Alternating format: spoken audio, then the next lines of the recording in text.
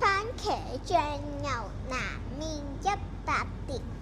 番茄醬。月懷，你喺度做咩啊？你好肚餓咩？要食100碟牛腩麵？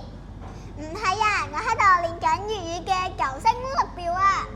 粵語唔係好似普通話咁得4個聲調嘅啫咩？第1、2、3、4聲？梗係唔係啦！粵語博大精深，聲調豐富好多㗎。但係9聲6調又同牛腩麵有咩關係啊？唔通讀啱音有知？我頭先講嘅番茄醬牛腩麵100碟，就完美咁示範咗粵語從第1聲到第9聲啦。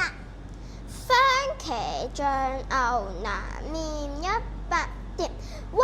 真係好似唱歌咁高低起伏喎。但係讀完真嘅好肚餓。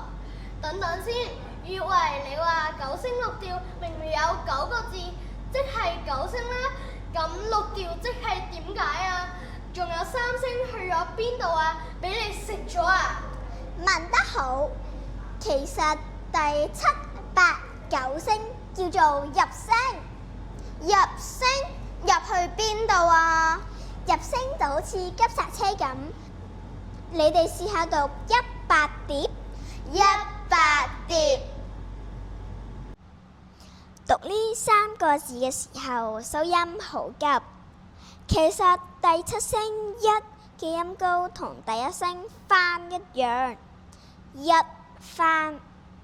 第8聲8嘅音高同第3聲醬一樣，八醬。